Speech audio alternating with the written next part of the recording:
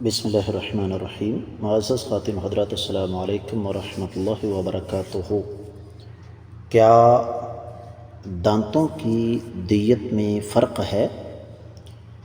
یہ ہے ہمارے آج کے حدیث کے سبق کا موضوع، مشکوٰۃ المصابیح، کتاب القصاص، باب الدیات، 3495ویں حدیث کتاب میں اور 10ویں ہے باب میں۔ الفاظ سماعت فرمائیے گا۔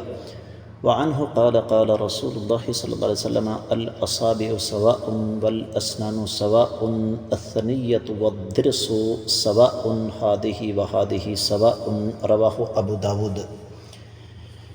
آپ نے سماعت فرمایا کہ یہ روایت سنن ابی داود میں ہے۔ تفصیلی حوالہ آپ کی خدمت میں رکھ رہا ہوں۔ سنن ابی داود کتاب الدیات 20واں باب ہے، دیات الاعضاء یعنی اعضاء کی دیت کا بیان۔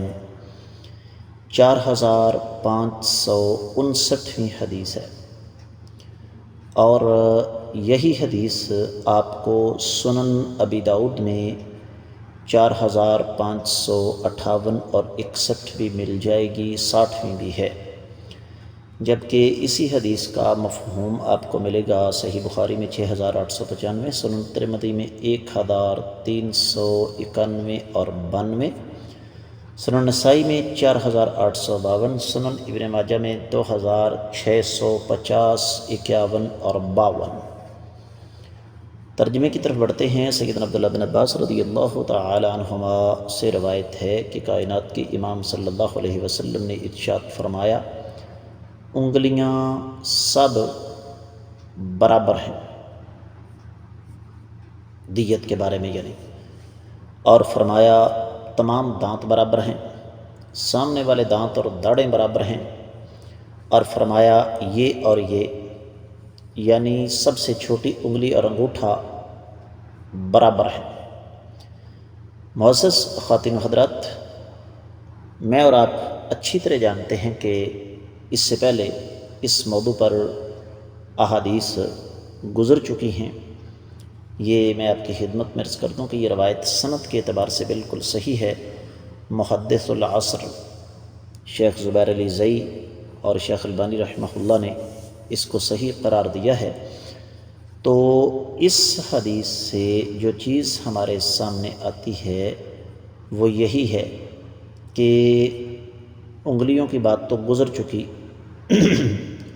اب یہاں پر میں تھوڑا سا دانتوں کی طرف آنا چاہوں گا کہ اگر کوئی شخص کسی کا دانت توڑ دے تو اس کا جرمانہ ہے 5 اونٹ، اور جتنے بھی دانت توڑے گا اتنا ہی جرمانہ بڑھتا چلا جائے گا، یعنی ایک دانت کے بدلے میں 5 اونٹ ہوں گے، اور چاہے ان سب کا مجموعہ ایک مکمل انسان کی دیت سے زیادہ ہی کیوں نہ ہو جائے، کیونکہ ایک انسان کی دیت 100 اونٹ ہے اور 32 دانت ہوتے ہیں، تو 32 دانت یہ تو بڑھ جاتے ہیں پھر اگر 5 اونٹ فی دانت کے حساب سے لگایا جائے، لیکن شریعت کو اس سے کوئی فرق نہیں پڑتا۔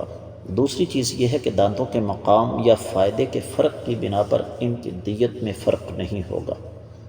سامنے والے دانت انسان کی زیب و زینت ہیں، ان کی اہمیت سے انکار نہیں، لیکن داڑیں وہ چبانے کے کام آتی ہیں، لہذا ان کی اہمیت بھی اپنی جگہ پر مسلمہ ہے۔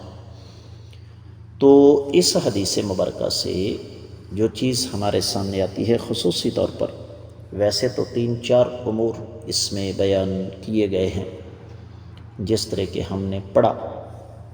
اللہ کے نبی صلی اللہ علیہ وسلم نے فرمایا انگلیاں برابر ہیں، تو انگلیوں کی بات تو پہلے گزر چکی، تو پھر فرمایا دانت برابر ہیں۔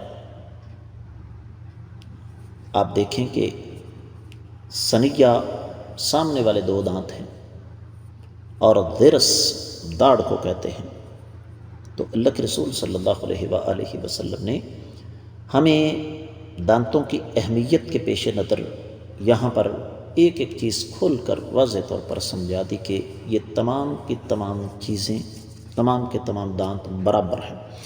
میں امید کرتا ہوں کہ آپ کو یہ حدیث اچھی طرح سمجھ آ گئی ہوگی۔ اس کے ساتھ ہی آج کے حدیث کے سبق سے اجازت دیجیے۔ السلام علیکم ورحمۃ اللہ وبرکاتہ۔